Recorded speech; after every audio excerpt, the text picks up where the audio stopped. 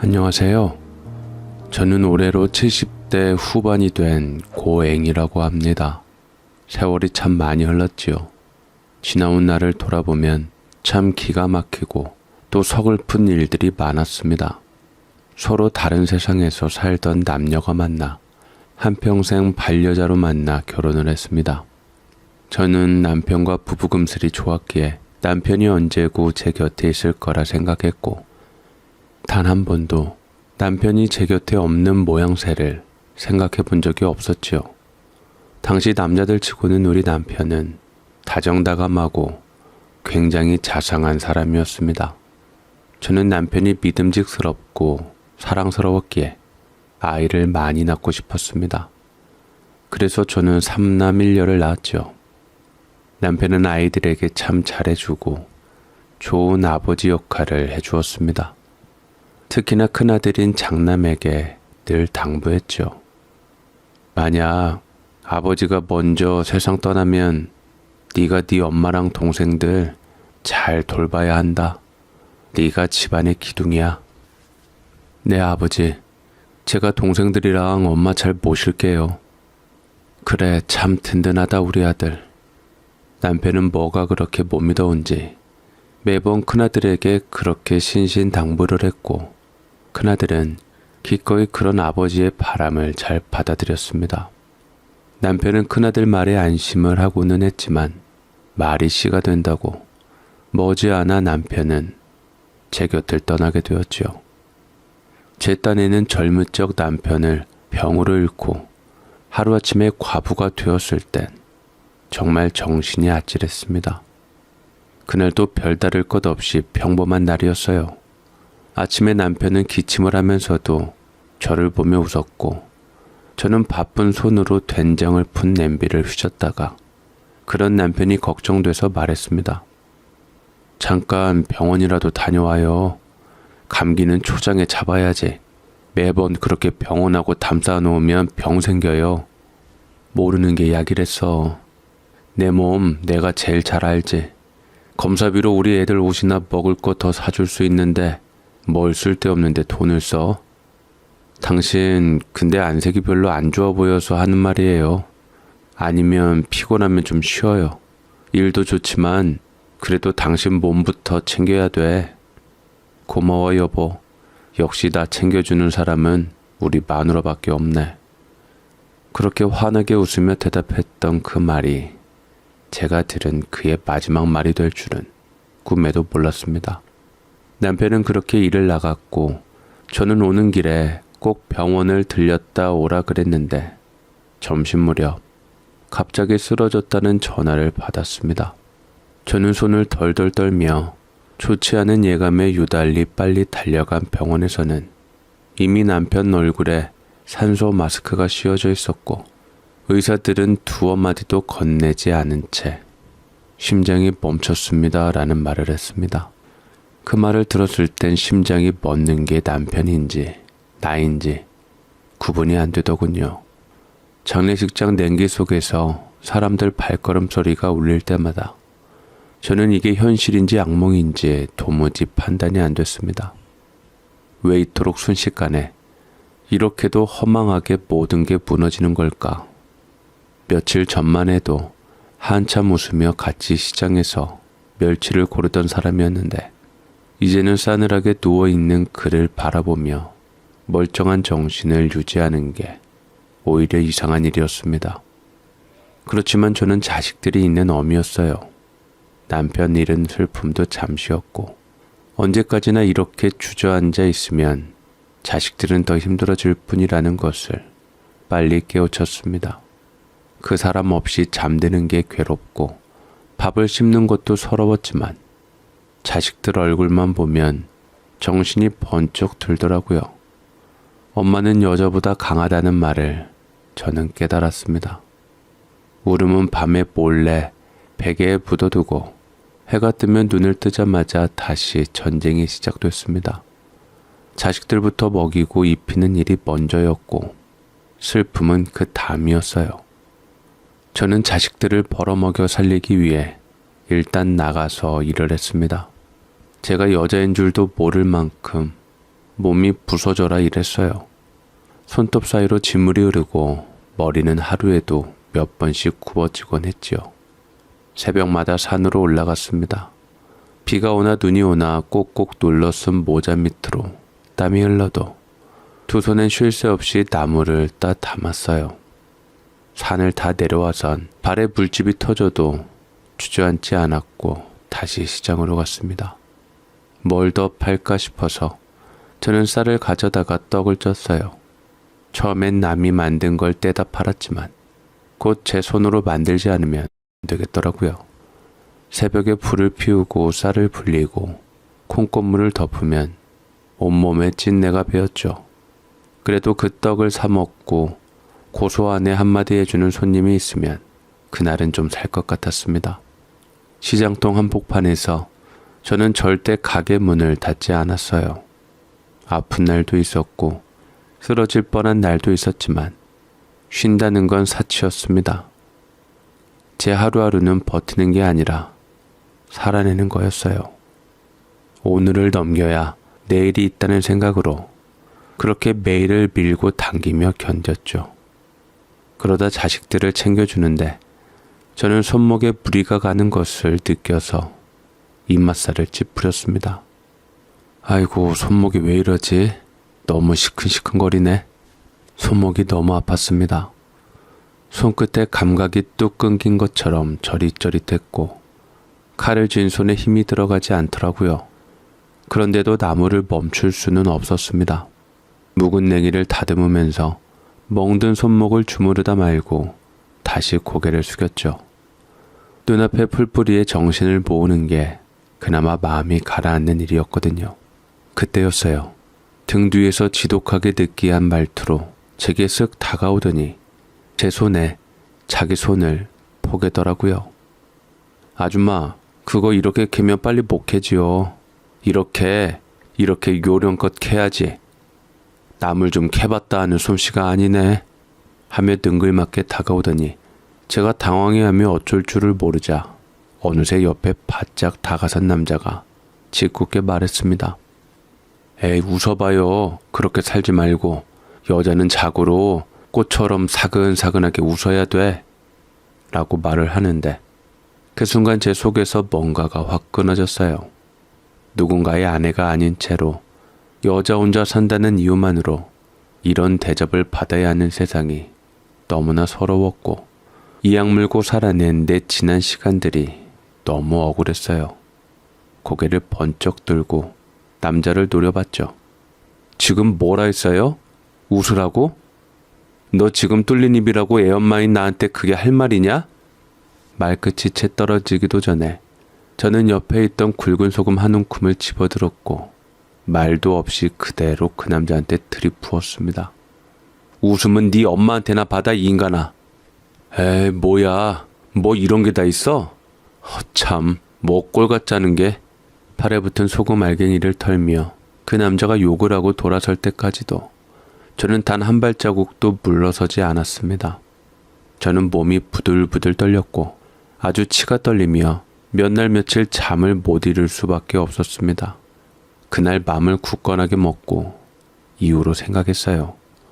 세상이 여자 혼자 산다는 이유로 얼마나 쉽게 무시하고 얼마나 가볍게 취급하는지 그걸 처음 겪은 것도 마지막도 아니었죠. 하지만 그날만큼은 참지 않았습니다.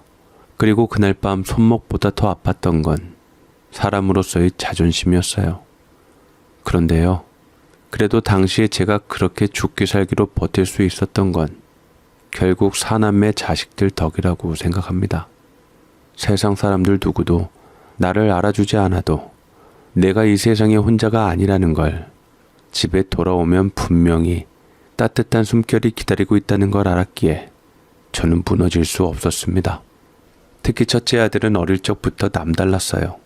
말수는 적었지만 눈빛 하나로 마음을 읽는 아이였고 제가 말하지 않아도 먼저 움직일 줄 아는 그런 아이였습니다. 시장에서 하루 종일 서 있느라 다리가 퉁퉁 부은 날 몸을 질질 끌며 현관문을 열고 들어서면 이미 주방 싱크대엔 설거지가 말끔히 정리돼 있었고 방바닥은 따뜻하게 데워져 있었죠. 그런 날이면 아이는 조용히 제 손에서 장바구니를 받아들고는 말없이 소파에 저를 앉혔습니다. 그리고는 작은 손으로 제 어깨를 톡톡 두드리다가 어느새 제 무릎을 꾹꾹 눌러주며 효도하려고 했습니다. 엄마, 오늘 고생 많으셨지요? 제가 주물러 드릴게요. 아이고, 내가 우리 영찬이 덕분에 일할 맛 난다. 고맙다, 영찬아. 엄마가 얼마나 고생하는지 잘 알아요. 조금만 기다려 주세요. 제가 조금만 더 크면 열심히 일해서 엄마랑 동생들 다 책임질게요. 그러지 마라. 너도 네 인생 살아야지. 엄마도 동생들도 다 각자 자기 삶은 스스로 책임지는 거야. 엄마는 우리를 위해서 애쓰시잖아요. 아버지도 그랬어요. 아버지 안 계시면 제가 우리 집안을 책임져야 한다고. 그게 제 역할이라고요. 제가 집안의 기둥이잖아요. 아이고, 내 새끼. 우리 아들은 어쩜 이렇게 이쁜 말만 골라서 하노.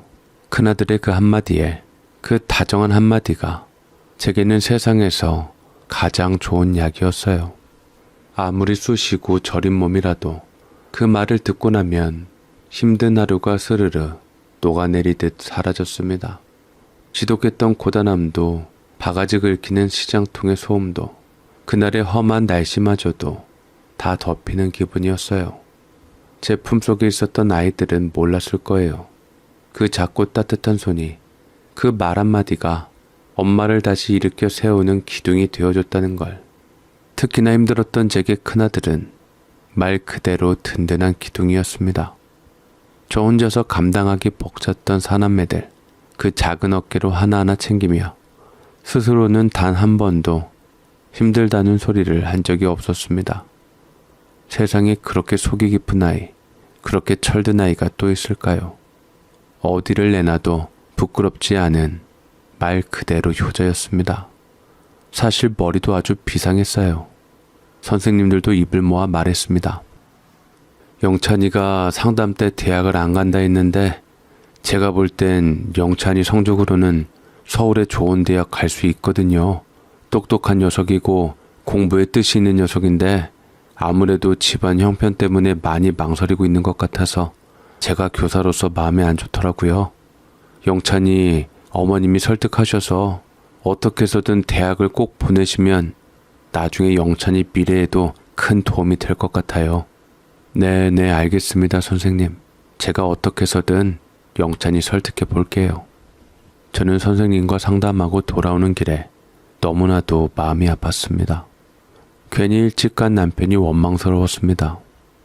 왜 살아있을 때부터 우리 큰아들에게 저와 동생들을 지켜야 한다고 왜 부탁을 해서 부담을 주고 애 자기 인생까지 포기하게 만들고 가족들을 위해 살게 마음먹게 한 건지 요새 말로 가스라이팅한 다 왼수 같은 남편 때문이었습니다.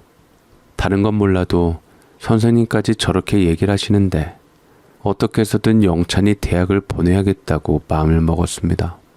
저는 눈시울이 붉어져서 집에 와서 참 많은 생각을 했고 통장에 있는 돈을 다 끌어모았죠. 빠듯한 돈이기는 했습니다. 막내 준비물도 사야 하고 셋째 옷도 한 벌 사야 하고 둘째 학비도 내야 했지만 저는 일단 영찬이 문제부터 해결하지 않으면 가슴이 터질 것만 같았습니다. 영찬아, 너 대학 가라. 엄마 돈 있으니까 아무 부담 가지지 말고 가. 제가 알아서 할게요, 엄마. 저 이제 19살이고 제 인생 결정할 수 있어요. 저는 영찬이에게 엄마 돈 있다고 제발 대학 가서 네 꿈을 펼치라고 얘기를 했지만 이것 또한 뚝심 있는 남편의 질긴 고집을 닮았던 터라 아들은 일단은 제게 알겠다고 하고 결국 대학 시험을 안 보러 가고 중간에 새버리고 말았습니다. 나중에 이 사실을 알고 속상해하고 마음 아파하는 제 앞에 고등학교 졸업을 앞두고 말하더군요. 엄마, 나 대학 안 가기로 결정했어요. 나보다 동생들이 먼저예요. 엄마도 너무 고생 많으셨고 이제 내가 벌어올게요. 그 말에 저는 얼마나 가슴이 무너졌는지 몰라요. 어떻게 해서든 설득했지만 영찬이의 마음을 움직이기는 쉽지 않았습니다.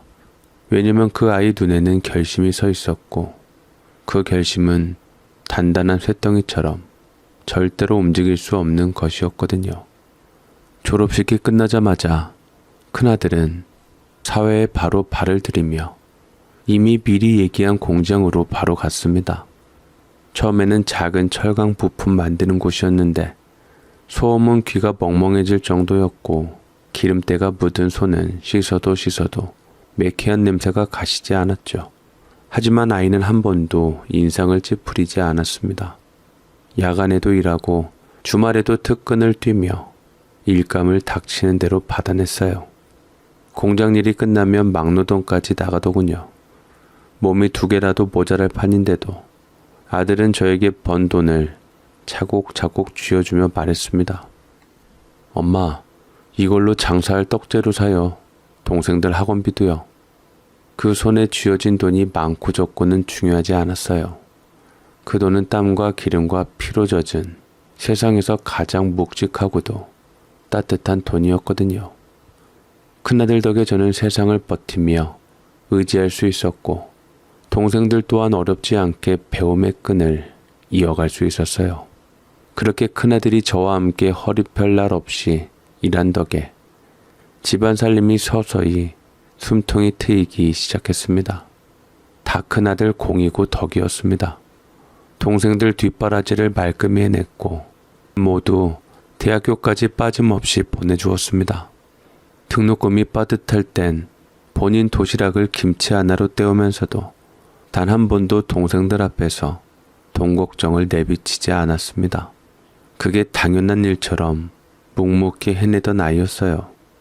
시간이 흘러 공장에서 몸으로 부딪히던 큰아들은 결국 돈을 조금 모으게 됐고 운 좋게도 아는 사람과 동업을 시작하게 됐습니다.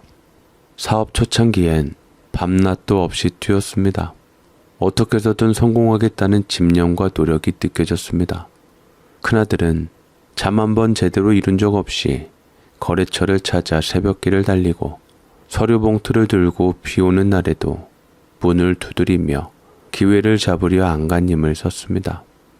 그러더니 정말로 사람들 말처럼 터지더라고요. 그 사업이 제 큰아들 손에서 제대로 자리를 잡기 시작한 거예요.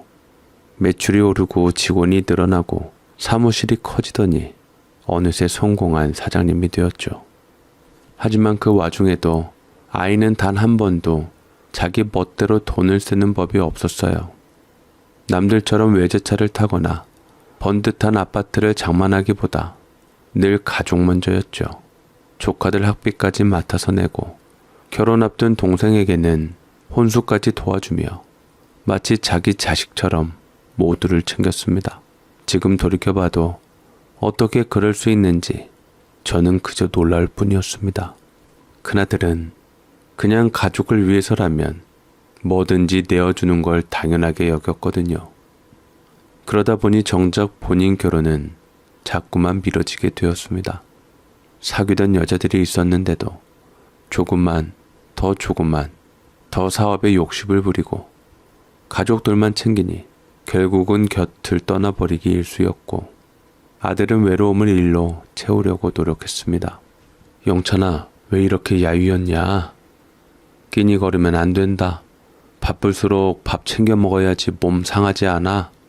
걱정 마세요, 엄마. 저 어린애 아니에요. 제 몸 제가 제일 잘 알지요. 알아서 지킬 수 있어요. 네 아버지도 너랑 똑같은 말 했다가 갑자기 세상 떠난 거 아니냐? 젊다고 건강에 자신하면 안 된다. 바쁘더라도 병원 제 집 드나들듯 드나들며 몸 챙겨야 한다. 알았니? 저는 아들에게 신신당부할 때마다 아들은 멋쩍은 듯 웃고서 괜찮다 했습니다. 엄마가 챙겨줄 나이가 아니었습니다. 지 동생들도 다 가정 갖게 하고 결혼시키고 하느라 정작 자기 결혼은 늦어져 버렸는데도 개의치 않는 게 신경 쓰였습니다. 한창 나이 때 다들 짝을 만나 가정을 꾸릴 때 큰아들은 식사도 제대로 못하고 거래처 사람들 눈치 보며 스스로를 달아가게 만들었죠. 엄마, 걱정시켜서 죄송해요. 근데 이 사업에 아직은 내가 빠지면 안 돼요. 조금만 더 열중할게요. 조금만 더 노력하면 안정화시킬 수 있어요. 나 지금 행복해요. 난 내가 지키고 싶은 사람들 곁에 있어서 좋아요. 그 말에 저는 웃는 척 하면서도 가슴속이 뻥 뚫리는 것 같았습니다. 아들은 늘 그렇게 말하더니 결국 결혼 정년기라는 말이 무색할 정도로 세월이 흘러버렸어요. 그렇게 그 아이는 평생을 자기 몫보다 남의 몫을 먼저 챙기며 살았습니다. 단 한 번도 내가 더 받고 싶다는 욕심을 내지 않았어요. 그러니 저는 그런 큰아들이 그냥 자랑스럽기만 한 게 아니었어요. 어느 날은 그냥 그 아이 뒷모습만 봐도 눈물이 핑 돌더라고요. 젊은 시절을 오롯이 가족에게 다 바치고 나이 들어서까지도 여전히 동생들 일 챙기고 조카 걱정하고 집안 대소사마다 먼저 나서는 그 모습이 너무 안쓰러웠습니다. 기둥이란 말이 처음엔 대견했는데 나중엔 참 가혹하더라고요. 남들은 무게 나눠지고 같이 가는데 우리 아들은 혼자서 그걸 다 짊어지고 어깨 한쪽을 껴뚜기면서도 내색 한번 안 했습니다. 그 무게가 얼마나 컸을지 저는 다 알면서도 옆에서 해줄 수 있는 게 없었어요. 그게 엄마로서 제일 미안했고 말이죠. 그 아이가 말하는 행복이란 게 자기 욕심 하나 안 채운 채 가족만 바라보고 만든 거라 생각하니 어찌나 마음이 아프던지. 그리고 얼마 지나지 않아 어느 날 그 아이가 저를 데리고 조용히 집 한 채를 보여주었습니다. 저는 그 집을 보고 깜짝 놀랐습니다. 준비한 듯 새 가구와 유행하는 가전으로 다 채워놓은 신축 아파트의 거실에서 저와 남편이 함께 어릴 적 아이들과 있는 가족 사진이 걸려져 있었습니다. 아버지 있는 사진이 이거밖에 없더라고요. 그래서 옛날 사진 복원해서 크게 확대해서 거실에 걸었어요. 엄마 명의로 마련한 이 집에서 편하게 사시면 돼요. 이제 장사 그만하고 편히 사세요. 그 순간 무릎이 풀려 주저앉을 뻔했어요. 이 아이가 어떤 삶을 살았는지 제가 너무도 잘 아는데 그 땀과 잠과 눈물을 끌어다 모은 돈을 제게 집을 사줬다니. 내가 해준 것도 없는데 남들 다 보내주는 대학도 못 보내줬는데 내가 무슨 어미 자격이 있다고 이 큰 걸 내게 해주는지 가슴이 미어졌어요. 고맙다는 말도 못하겠더라고요. 그저 그 집 거실 한가운데 서서 한참을 울기만 했습니다. 큰아들은 마치 남편처럼 저를 안아주며 다독여 주었습니다. 자식들은 큰아들이 제게 집을 해줬다고 하니 감탄을 금치 못했습니다. 형이 최고라고 어떻게 해서든 자기네들도 형한테 콩고물 받아먹으려고 무진장 애를 썼죠. 모든 형제들이 큰아들 덕을 안 본 아이들이 없지만 특히나 둘째 아들은 큰아들 덕을 많이 본 아이였어요. 둘째 아들은 큰애가 못 간 명문대를 들어가고 대기업에 들어갔는데 첫째가 물심양면으로 도와주지 않았다면 아마 그렇게 좋은 대학교에 진학하기도 어려웠겠죠. 하지만 그 고마움을 모르는 아이는 아니었습니다. 늘 조용히 자기 자리에서 묵묵히 노력했고 졸업 후엔 이름만 대면 다 아는 대기업에 입사해서 자기 할 몫은 정확히 하며 살았어요. 직장생활 몇 해를 성실하게 하더니 그 안에서 같은 부서 입사 동기와 연애를 시작했더라고요. 처음엔 말도 못하고 저만 몰래 눈치를 보더니 어느 날 차 한잔 하자며 마주 앉아 쑥스럽게 말했습니다. 엄마, 나 결혼하고 싶어요. 이 사람이라면 내가 평생 책임지고 살아갈 수 있을 것 같아요. 그 말 들으면서 아이가 참 어른이 됐구나 싶더라고요. 식도 잘 올리고 지금도 잘 살고 있어요. 그 아이는 첫째 형을 존경하면서도 스스로 책임지는 삶을 살아가고 있으니 저로선 그저 다행이죠. 셋째 딸은 깍쟁이인 면이 있는 야무진 아이였습니다. 자기가 하고 싶던 게 유치원 교사라며 졸업하자마자 어린이집 선생님으로 취직했는데 아이들과도 곧잘 어울리고 학부모들 사이에서도 평이 참 좋았어요. 그러다가 어느 날 동네 선배 오빠랑 연이 닿아서 결혼을 하게 됐어요. 사위가 조금 까칠하기는 해서 걱정을 했지만 딸은 워낙 남자 인물 뜯어먹고 살 것도 아니면서 많이 봤던지라 인물만 보고 딸은 늘 웃으며 살고 있습니다. 사돈댁도 무난한 편이라 마음이 놓였죠. 그렇지만 다른 형제들이 수둥부둥하게 잘 지냈던 반면 유독 막내 아들만큼은 참 속을 많이 썩였습니다. 어릴 때부터 어찌나 사고를 치던지 이놈은 유난히 저를 애타게 했죠. 막내 아들을 낳고 3년 뒤 남편이 세상을 떠났던 터라 남편은 막내 아들이 이렇게 속 썩이는 모습을 보여줄 줄 몰랐을 겁니다. 그래서 차라리 다행이었죠. 막내는 어디를 가든 말썽이 따라붙고 한 군데 오래 붙어 있질 못했습니다. 무슨 일을 해도 얼마 못 가 그만두고 실속도 없으면서 자존심만 높아서 남 말은 들으려 하지 않았어요. 그러다 무슨 일이 생기면 꼭 엄마인 저부터 찾았어요. 엄마, 이번만 도와줘요. 마지막이에요. 그 말이 처음이자 마지막이 된 적은 없었습니다. 이번만이라는 말이 어느덧 10번, 20번이 되었기에 그때마다 속으론 수없이 다짐했습니다. 이젠 안 도와줘야지. 이젠 나도 버려야지. 근데 참 어미 마음이라는 게 막상 전화기 너머로 그 아이가 한숨을 쉬면 또 마음이 약해지더이다. 그래서 그 손을 또 잡아주고 또다시 기대게 하고 그렇게 살았어요. 어미 마음이 어디 그리 쉽게 끊어지겠습니까? 그게 제 약점이었고 어쩌면 제 잘못이었는지도 모르겠습니다. 그래도 형제끼리 크게 불화 없이 잘 지냈던 터라 그래 손가락도 길고 짧다고 이 자식이 있으면 저 자식이 있고 그러는 거지.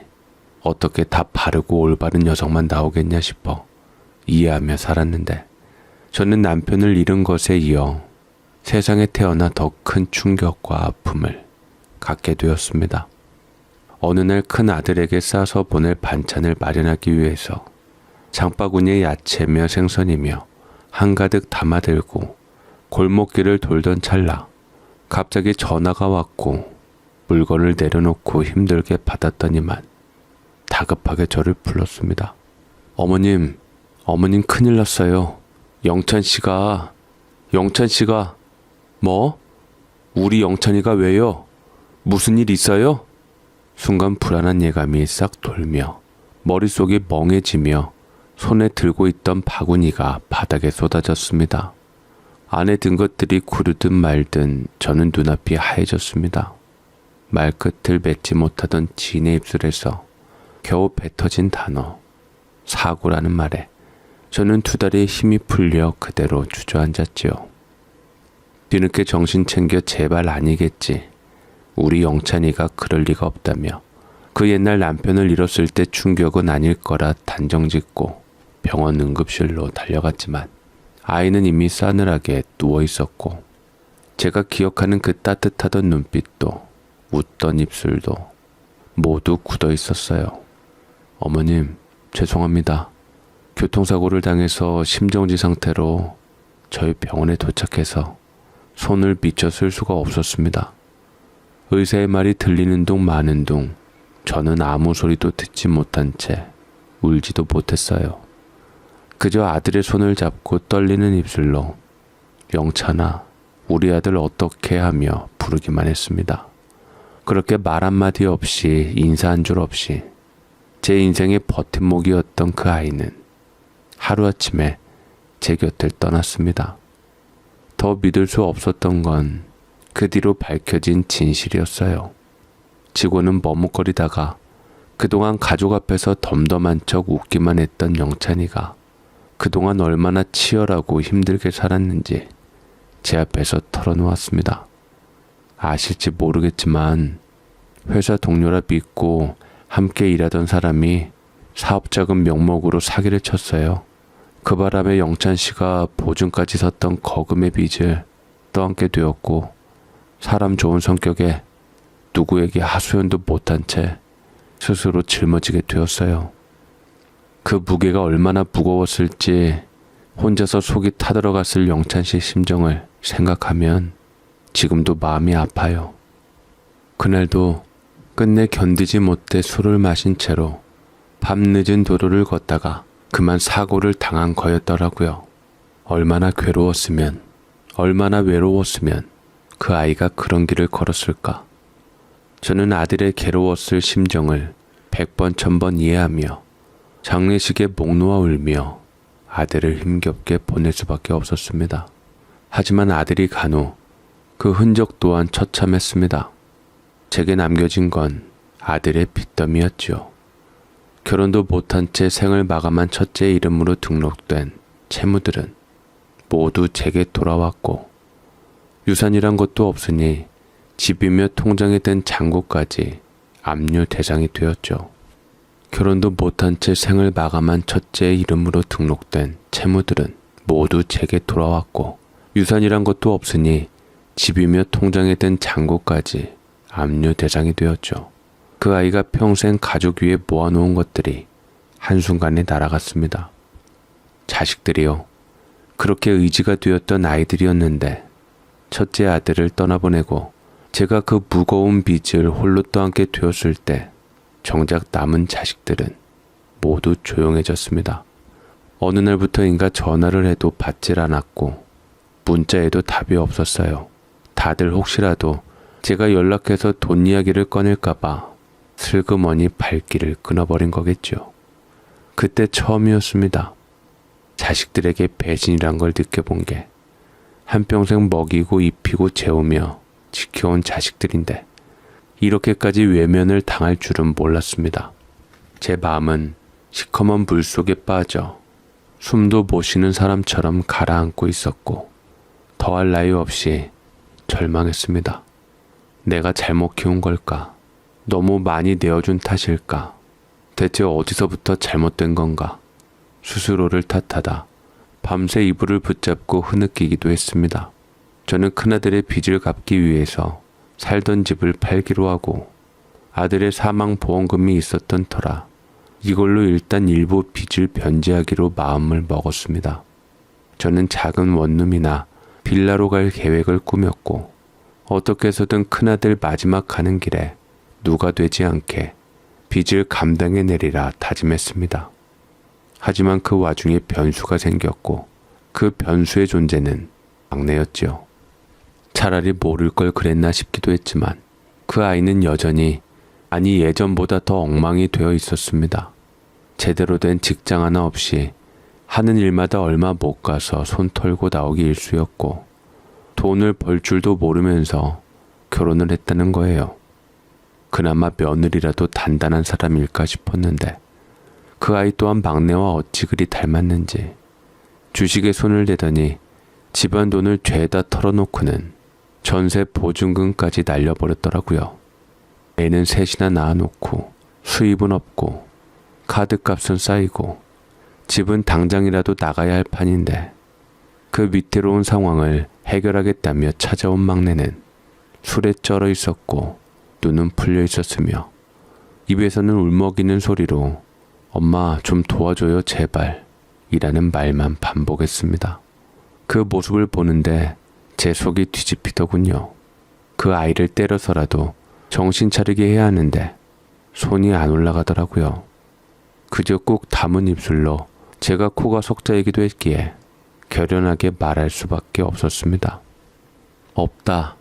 엄마도 이제 도와줄 수 없다. 돌아가서 네 힘으로 다시 일어나야지. 언제까지 여기저기서 손을 벌릴 거야? 지금 맏아들이랑 막내 차별하는 거예요? 금지옥엽 세상 떠난 맏아들 빚은 떠안았으면서 왜 내 빚은 나 몰라라 하세요? 막내는 술기운이 덜 빠진 채로 제 앞에서 소리쳤습니다. 말끝마다 억울하다는 표정이었고 본인이 피해자인 양 징징대더군요. 막말로 나이든 엄마보다 내가 먼저 살아야지.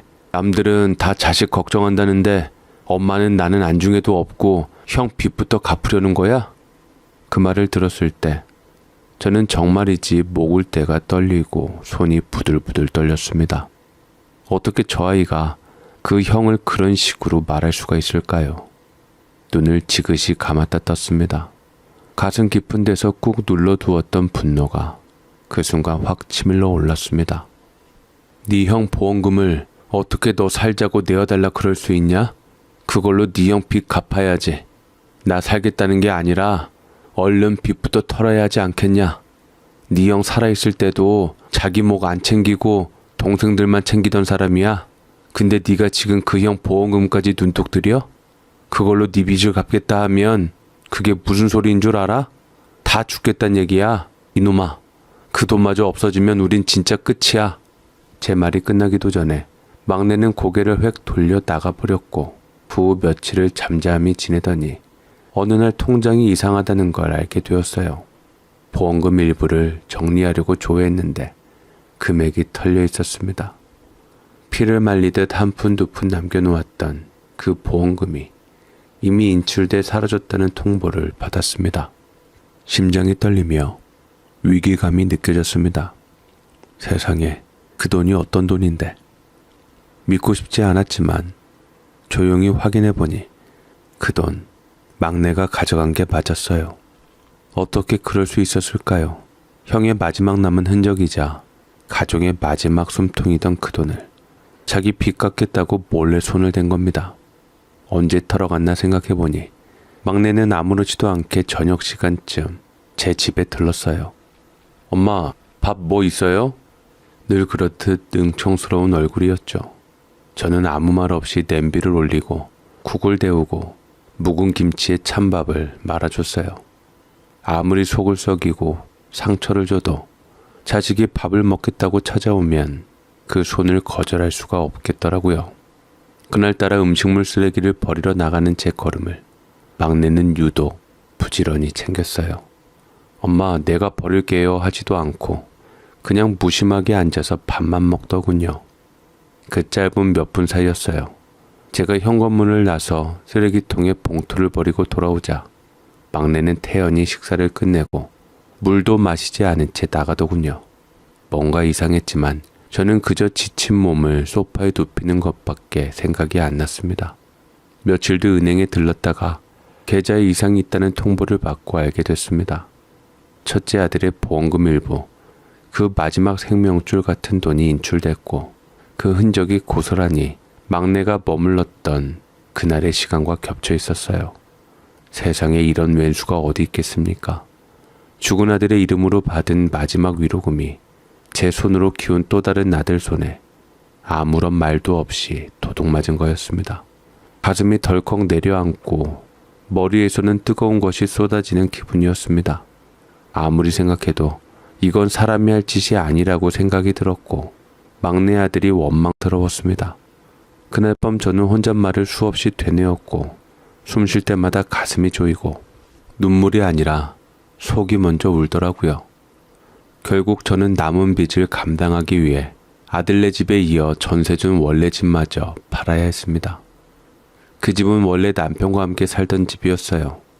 남편과 함께 쌓은 추억이 남아있던 그 집을, 자식들 키우며 눈물 흘리던 부엌이 있는 그 집을 경매가 아닌 제 손으로 넘겼다는 게 더 고통스러웠습니다. 등기 서류에 도장을 찍는 순간 손끝이 부들부들 떨리고 이게 내 노년의 끝이구나 싶더라고요. 그 후 저는 지하 단칸방으로 이사를 갔습니다. 무거운 마음은 결국 병이 되더군요. 몸은 거짓말을 안 하잖아요. 속으로 아무리 괜찮은 척해도 쌓인 한숨과 억눌린 고통이 결국 병으로 터져 나오더라고요. 당뇨가 심해졌습니다.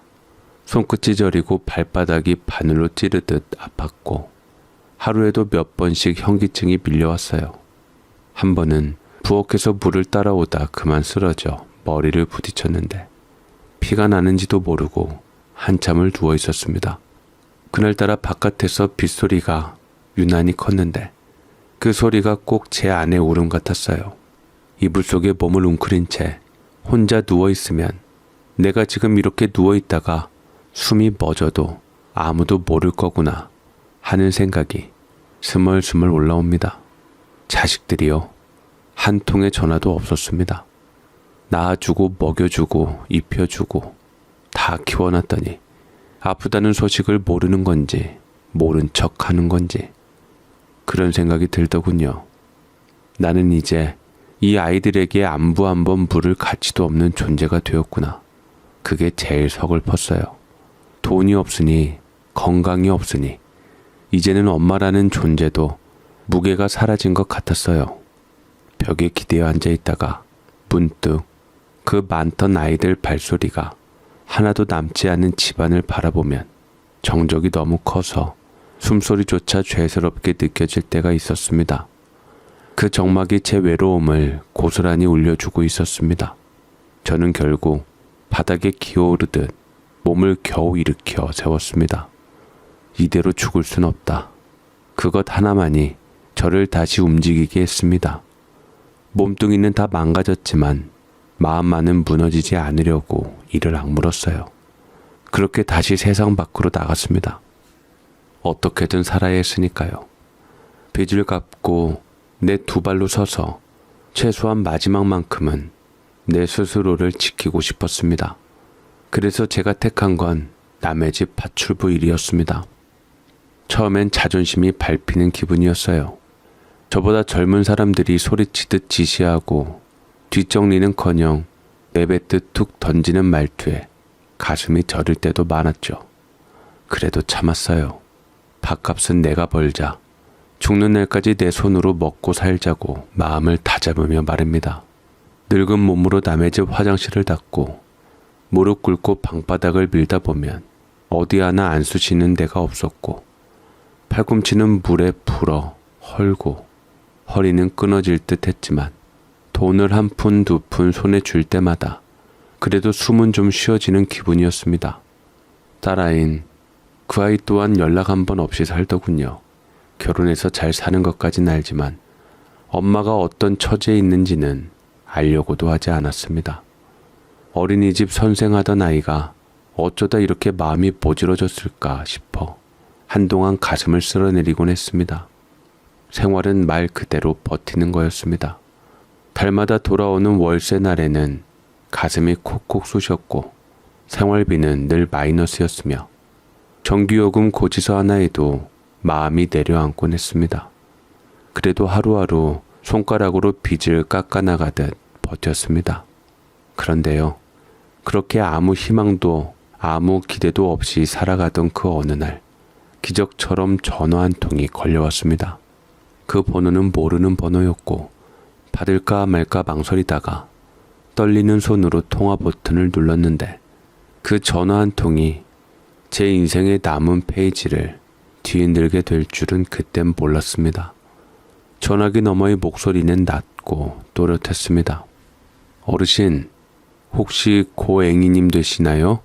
몇 년 전 고인이 되신 최영찬님, 그러니까 어르신 장남분께서 생전에 사주셨던 토지 관련해서 연락드리는 겁니다. 네? 토지라고요? 순간 제 손에서 전화기가 미끄러질 뻔했어요. 첫째 아들의 이름이 그렇게 오랜만에 타인의 입을 통해 들려왔거든요.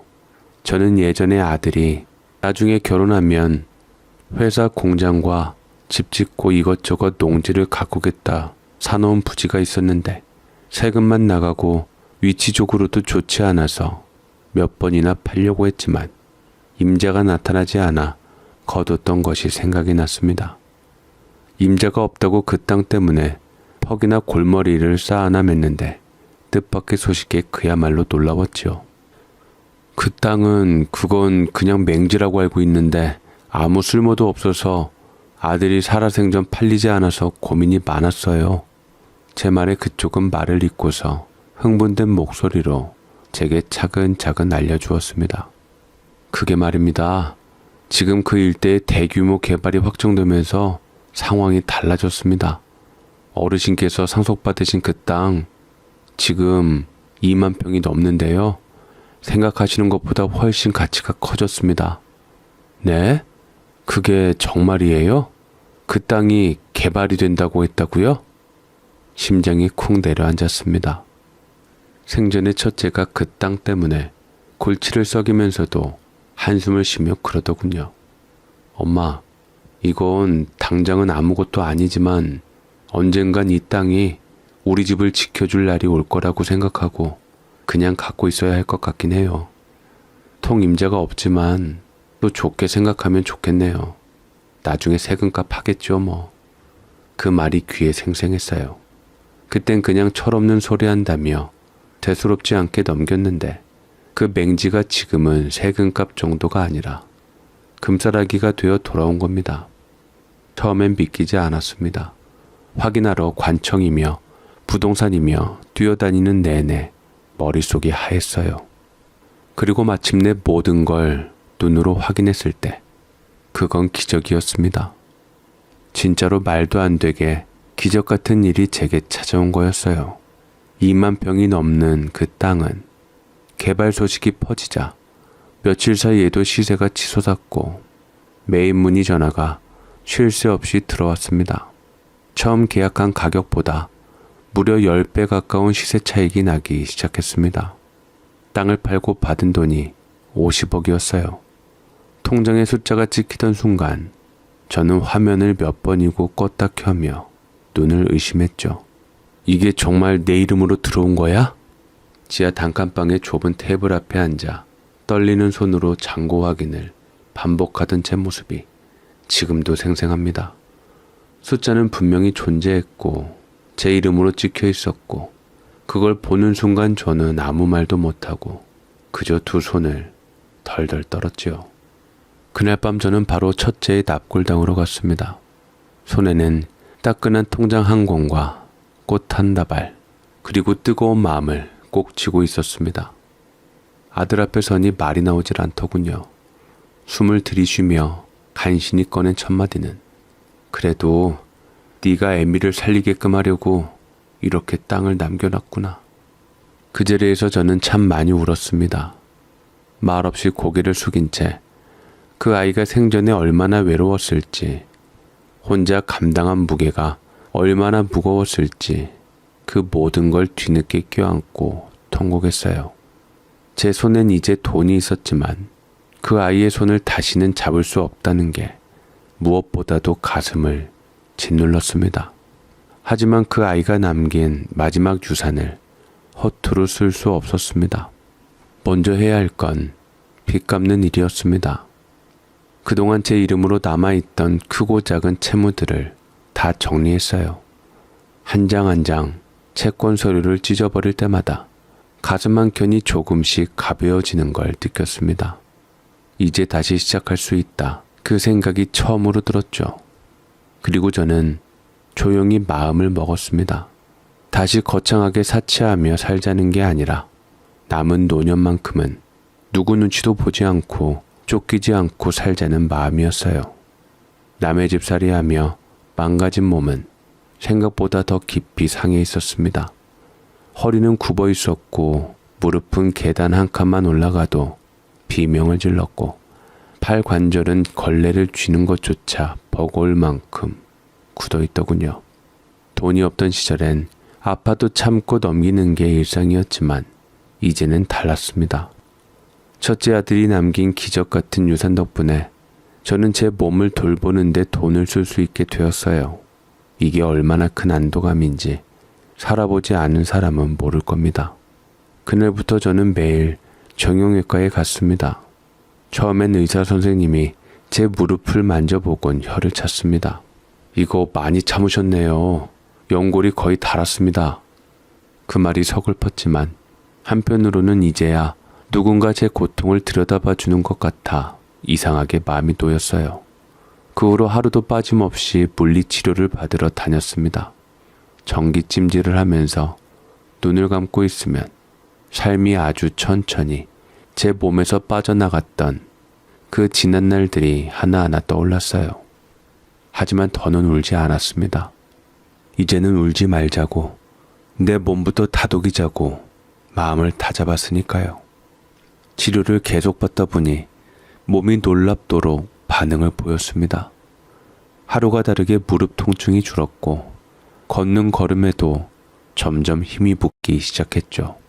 지하 단칸방에서 기어 나오듯 문을 열던 사람이 이젠 버스 정류장까지 똑바로 걸어가게 된 거예요.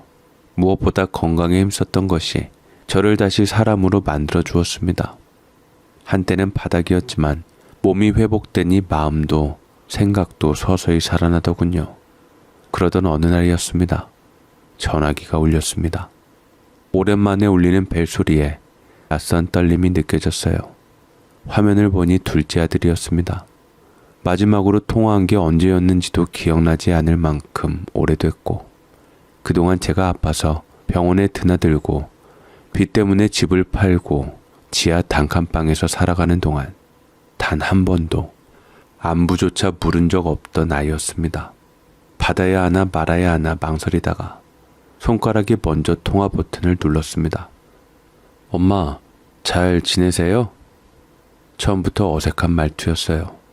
잠깐의 안부 인사 끝에 둘째는 곧장 본심을 드러냈습니다.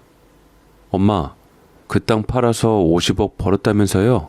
근데 그걸 왜 엄마 혼자 쓰세요? 그건 형이 산 땅이잖아요. 그 돈 우리 가족 다 같이 나눠 써야 하는 거 아니에요? 뭐라고? 둘째 아들의 말에 손에 들고 있던 찻잔이 덜덜 떨렸습니다. 참으로 노골적이게 돈 요구를 하는 것이나 마찬가지였습니다. 속이 울렁거리고 뒷목이 당겨오고 입술이 바짝 말라갔어요. 거의 동시에 이번엔 셋째 딸에게서 전화가 왔습니다. 처음엔 눈물 섞인 목소리로 말했습니다. 엄마, 미안해. 요즘 좀 바빴어. 근데 우리도 애 키우느라 힘든데 오빠가 남긴 돈 우리 목도 좀 줘. 엄마 혼자 다 쓰는 건 좀 그렇잖아. 순간 제 눈앞이 아득해졌습니다. 빚에 허덕일 땐 월세 몇 푼 때문에 한밤중에도 눈 뜨며 한숨 쉬던 그때 그 아이들은 어디에 있었을까요? 제가 병들어 쓰러졌을 땐 그 누구도 문 앞까지 찾아오지 않았잖아요. 그랬던 자식들이 돈 냄새를 맡고선 이렇게 잽싸게 달려왔습니다. 그리고 자식들이 모여서 수군거리면서 말끝마다 그 재산에 관해서 제가 차지할 자격은 없다 입을 모아 말했지요. 형이 산 땅이지 엄마 건 아니잖아요. 우린 아무 혜택 못 받잖아요. 공평하게 나누자. 그 말을 듣고 있자니 그 애들이 더 이상 제 자식이 아니라 뼈를 갉아먹으러 몰려든 승냥이 떼처럼 느껴졌습니다. 사위까지 나서서 돈 타령을 시작했을 땐 정말이지 내 귀를 의심했습니다. 처음엔 그래도 거칠의 정도의 인사라도 건넬 줄 알았는데 식탁에 앉자마자 대뜸 이렇게 말하더군요. 장모님, 뭐 이젠 좀 사셨다면서요? 근데 말이죠. 막말로 장모님이 돈 쟁여놓고 자식들하고 나눠 쓰지 않으면 어떻게 장모님께 장모님 대접을 해드려요? 안 그렇습니까? 그 말을 듣는 순간 내 안에 있던 어떤 줄 하나가 뚝 끊겨졌어요. 그게 어떻게 사위 입에서 나올 말인가 싶었고 나는 대체 어떤 대접을 받고 살았던가 싶어서 눈앞이 핑 돌았습니다. 딸은 그 옆에서 조용히 고개를 숙이고 있길래 그래도 말릴 줄 알았어요. 그런데 딸마저 사위 눈치를 슬쩍 보더니 느닷없이 목소리를 높였습니다. 엄마, 나도 엄마 딸이에요. 막내는 엄마가 빚 갚아줬다면서요. 왜 우리는 아무것도 없는데? 자식이면 다 동등하게 대접해야 되는 거 아니에요? 그 말을 듣고 저는 말문이 막혔습니다. 지금 내 앞에 앉아있는 이 딸이 내가 업고 키운 그 아이가 맞는 건지, 내 가슴에서 나온 생명이 맞는 건지 아무리 쳐다봐도 낯설기만 했습니다. 그 일이 있은 지 며칠 지나지 않아 이번엔 막내가 찾아왔습니다. 수척한 얼굴로 헝클어진 머리로 입술을 잘근잘근 씹으며 저를 똑바로 쳐다보더군요. 그리고 어두운 얼굴로 청천벽력 같은 소식을 접했습니다. 엄마, 나 사실 암 걸렸어. 아버지처럼. 근데 돈이 없어서 치료를 못 받고 있어. 제발 도와줘. 마지막이야. 그 말을 듣는 순간 가슴이 철렁 내려앉았습니다. 내가 아무리 상처받았어도 자식이 암이라는데 외면할 의미가 어디 있겠습니까? 그래서 저는 그동안 쥐고 있던 상가 계약금을 당겨서 막내에게 전해줄 결심을 했어요. 살아야지. 아무리 그래도 내 자식인데. 그 생각 하나뿐이었습니다.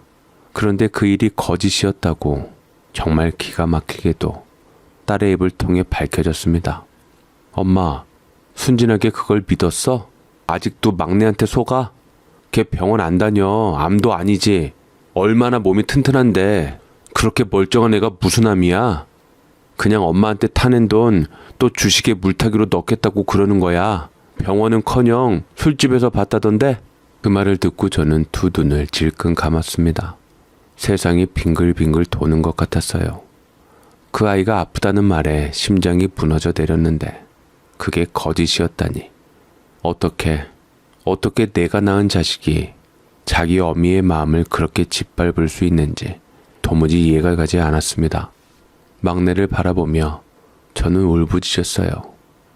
네가 어떻게 그럴 수 있니? 너는 아픈 척하면서 형이 죽어서 남긴 보험금도 가져가고 이젠 또다시 거짓말까지 하니? 내가 대체 어디서부터 잘못한 거니? 내가 널 어떻게 키웠는데 어쩌다 네가 이렇게 됐냐? 그 순간 저는 가슴이 찢어지는 줄 알았습니다. 숨이 안 쉬어졌고 정말이지 그 자리에 주저앉아 한참을 통곡했어요. 그토록 지키고 싶었던 내 자식들이 이렇게 변했다는 사실이 그 무엇보다도 저를 무너뜨렸습니다. 그때였어요. 가장 보고 싶었던 사람이 떠올랐습니다. 제 큰아들. 그 아이만은 늘 저를 위해 울고 뛰고 희생했던 그 아이만은 지금 어디선가 날 보고 있을까 싶어 가슴이 저릿하게 비어졌습니다. 정말이지 그 아이가 너무 그립고 보고 싶었습니다. 참다 못해 저는 결국 평생 참고 감싸고 내어주기만 하던 어미의 탈을 벗기로 했습니다. 더 이상은 안 되겠다 싶었어요. 이대로라면 제 정신이 먼저 무너질 것 같았거든요. 그래서 저는 독한 마음을 먹고 자식들을 제 곁에서 끊어내기로 결심했습니다. 그날 거실 가운데에 앉힌 자식들 앞에서 제가 처음이자 마지막으로 큰 소리를 질렀습니다. 나는 너희 같은 자식 둔 적 없다. 나가라. 당장 나가. 내 집에서 내 인생에서 다 나가라.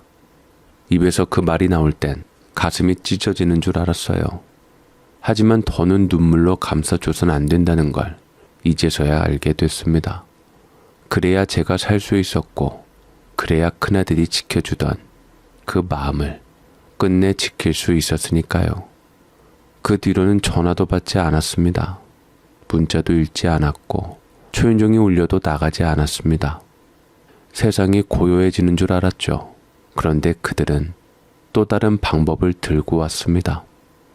어느 날 오후 현관문을 열자 제가 그렇게 예뻐하던 셋째 딸의 아이들이 양손에 사탕을 들고 서 있더군요. 큰 눈망울로 절 쳐다보며 이렇게 말했어요. 할머니, 우리 엄마 아빠 돈이 없대. 돈 좀 줘. 할머니 부자잖아. 니들이 시켰냐? 아무것도 모르는 애한테 내게 돈 달라고 시켰어? 그게 무슨 말이야? 그냥 우리 집이 돈이 없으니까 애가 할머니한테 매달리는데 안타깝게 여기지는 못할 망정 꼭 그렇게 말해야 돼? 무섭다, 무서워. 세상에 자식들이 이렇게 무서운 존재였구나. 순수한 그 아이들의 입을 통해 그런 말이 나오도록 만든 딸이 차라리 남보다 더 무섭게 느껴졌어요. 사랑했던 그 손주들조차 이제는 돈을 위한 도구가 되어 나타났다는 게 정말이지 참담했습니다. 그리고는 며칠 후 이번엔 막내가 자식 셋을 데리고 나타났습니다. 애들 손에 돗자리를 들려선 제 집 앞에 펴고 할머니가 돈 줄 때까지 여기서 자라며 그 아이들을 눕히는 걸 보고 있자니 머릿속이 하얘졌습니다. 막내 너 지금 네 애들을 그따위로 이용하는 거냐? 돈이 그렇게 중해? 자식들이 이꼴로 구걸하는 거나 마찬가지로 느껴지지 않아? 제 소리에 막내는 대수롭지 않게 웃으며 말했죠. 구걸하면 좀 어때? 애들이니까 더 효과 있지. 엄마가 애들 앞에서까지 매정하긴 힘들 거 아니야. 그러니까 손주도 힘들게 만들지 말고 좋게 말할 때 좀 도와줘요. 서로 좋은 게 좋은 거 아니겠어요? 제가 낳은 자식이지만 그 얼굴이 이토록 낯설고 소름 끼칠 수 있다는 걸 처음 알았어요. 저는 더는 참지 않았습니다. 경찰에 전화를 걸어 여기 내 자식들 좀 쫓아내 주세요. 이제 남이에요. 저 사람들 더 이상 내 가족 아닙니다. 필사적으로 외치는 그 속엔 제 남은 존엄과 절박함이 실려 있었어요. 그 말을 한 후 제 자신이 얼마나 부끄러웠는지 모릅니다. 자식들을, 세상에서 가장 믿고 사랑하던 이들을 경찰의 손에 맡긴다는 게 어머니로서 얼마나 치욕적인 일인지 그날 밤 저는 벽에 기대어 오랫동안 울었습니다. 이놈의 제사님의 돈이 도대체 뭔지, 사람을 이렇게까지 망가뜨릴 수 있는 건지 내가 지켜온 모든 시간이 참으로 허망하게 느껴졌습니다. 정말이지 이 세상에서 제일 무서운 건 가난도 병도 아니었습니다. 돈 앞에서 바뀐 자식들의 눈빛이었어요. 알아서 어련히 나눠줄까? 내가 죽고 나면 상속이란 이름으로 다들 법대로 받을 텐데 왜 그 몇 년, 몇 달조차 기다리지 못하고 지금 당장 한 푼이라도 더 못 뺏어가서 안달이 났는지 그걸 바라보며 저는 참으로 깊은 한숨이 나왔습니다. 돈이 없을 땐 다들 고개 돌리고 숨소리조차 듣기 싫은 듯 나를 외면하던 자식들이 이제 와선 그야말로 피를 빨듯 달려드는 걸 보니 돈이 사람을 바꾸는 게 아니라 사람 속에 있던 민낯을 돈이 들춰낸다는 말이 딱 맞더군요. 사실 줄 수도 있었습니다. 내 손으로 지은 죄도 많고 어미로서 미안한 마음도 있었으니까요. 그런데 그런 식으로 욕지거리와 협박과 거짓말을 일삼던 자식들에게 줘야만 하는 돈이라면 그건 제 것이 아니었고 그 무엇보다도 그건 큰아들이 원하는 방식이 아니라고 느껴졌습니다. 그 아이는 살아서도 자기 희생으로 동생들 뒷바라지를 했고 죽어서도 보험금이며 땅이며 남겨놓은 것 전부를 가족을 위해 써달라는 마음이었을 텐데 이렇게 탐욕에 찌들고 눈에 피가 서린 듯 달려드는 자식들에게 그 아이가 피눈물 흘리며 쌓아 올린 그 정성을 그냥 내어준다면 그건 아이의 삶을, 죽음을 모두 욕보이는 일이라 생각이 들었습니다. 자식들이 보였던 돈에 대한 집착은 상상을 초월했습니다. 그 눈빛은 정말이지 굶주린 짐승 같았어요. 사랑도 연민도 혈육도 없었고 그저 내 목, 내 권리라는 말만 반복하면서 눈앞에 있는 제 어미를 한 명의 인간이 아닌 돈지갑 취급하는 눈빛이었습니다. 그래서 저는 마음을 다잡았습니다. 끝까지 그 누구에게도 빼앗기듯 돈을 내어주진 않겠다고요. 주더라도 내 의지로 내 마음이 움직일 때 사람에게 주겠다고 다짐했습니다. 저는 결국 마음을 굳게 먹고 변호사를 찾아갔습니다. 이제는 감정에 휘둘릴 시기도 지났고 내 삶의 끝자락은 내가 정리하고 내가 정돈해야겠다는 생각이 들었거든요. 변호사 앞에 앉아 조용히 제 유언장을 남겼습니다. 제가 죽으면 이 전 재산 모두 사회사업에 기부해 주세요. 누구에게도 상속하지 않겠습니다. 특히 돈밖에 모르는 뻔뻔스러운 자식들에겐 단 한 푼도 물려주고 싶지 않아요. 그 문서를 작성하며 펜을 드는 손이 놀랍게도 전혀 떨리지 않았습니다. 그만큼 제 마음은 단단해져 있었던 거예요. 정말이지 눈물도 후회도 없었습니다. 그 후로도 자식들은 저를 포기하지 않았습니다. 찾아와서 소리치고 문을 두드리고 초인종을 연속으로 누르며 행패를 부렸죠. 가끔은 또 손주들까지 끌고 와 울며 불며 매달렸지만 그 눈물도 이제는 진심으로 보이지 않았습니다. 그래서 저는 법원에 정식으로 접근 금지 명령을 신청했고 판사 앞에서 조용히 단호하게 말했습니다. 이들은 더 이상 제 가족이 아닙니다. 저는 이 사람들로부터 보호받고 싶습니다. 결국 법원은 제 손을 들어주었습니다. 자식들, 이제는 제 집 반경 몇 미터 안으로도 올 수 없게 되었죠. 이제 저는 홀로 서기를 합니다. 마치 애초에 자식이 없었던 사람처럼요. 텅 빈 식탁 위에도 말을 걸어올 얼굴이 없고 명절이 와도 찾아올 발소리가 없지만 이상하게도 그 정막이 저를 더 편하게 해줍니다. 이제야 알겠습니다. 자식이 많다고 절대 행복한 건 아니란 걸요. 오히려 그 많던 자식들보다 정말로 믿을 수 있었던 건 늘 조용히 일어났던 제 몸, 눈물 삼키며 참고 견디던 제 마음, 다시 두 발로 일어나 걷게 해준 제 자신이었단걸요. 나는 자식들에게 아무것도 바라지 않았습니다. 그저 서로에게 사람 대 사람으로 존중과 따뜻함 하나쯤은 있을 줄 알았어요. 그런데 결국 등을 돌린 건 아이들이었고 남겨진 건 제 인생뿐이었습니다. 그래도 말년에는 제가 가장 아끼고 사랑했던 큰아들 덕에 이렇게라도 제 삶을 지킬 수 있게 되어 정말로 다행입니다. 그 아이는 떠나서도 여전히 저를 지켜주고 있네요. 그걸 생각하면 지금 이 고요한 인생도 결코 외롭지는 않습니다. 제 사연 읽어주셔서 감사드립니다. 고앵이님의 사연 잘 들어보았습니다. 얼마 전 사연자분은 작은 꽃가게를 열었다고 합니다. 아파트 근처 작은 상가 건물에 차린 소박한 꽃집이라고 하는데요. 매일 아침 일찍 꽃시장에 나가 꽃을 고르고 가게 문을 열면서 가장 먼저 큰아들의 사진 앞에 꽃 한 송이를 올린다고 해요. 손님이 오든 오지 않든 그 꽃집 안에서만큼은 마음 편히 웃을 수 있다고 합니다. 꽃을 다듬고 정리하면서 마음의 상처가 조금씩 아물어가는 걸 느낀다고 하셨죠. 이번 사연을 읽으면서 참 많은 생각이 들었습니다. 돈이라는 게 과연 무엇이길래 가족의 소중함조차 흐려지게 만드는 걸까요?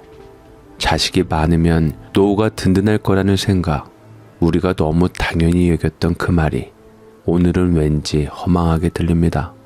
사연자분은 평생을 자식들을 위해 모든 걸 내어주며 살아오셨지만 결국 마지막까지 남아 그녀를 지켜준 건 큰아들이 남긴 작은 희망, 그리고 자기 자신이었죠. 혹시 우리도 지금 당장 옆에 있는 사람들을 당연한 듯 여기고 있지는 않은지, 또 나를 진심으로 아껴주고 사랑해주는 사람들에게 혹시 무심하지 않았는지 다시 한번 돌아보게 되었습니다. 오늘 이 사연이 우리에게 가족과 돈, 삶의 진정한 가치에 대해 다시금 생각하게 만드는 좋은 계기가 되었으면 합니다. 오늘도 저희 채널을 찾아주신 모든 분들 늘 건강하시고 행복하세요. 다음에도 진심 어린 사연으로 찾아뵙겠습니다. 오늘도 끝까지 함께 해주셔서 감사합니다.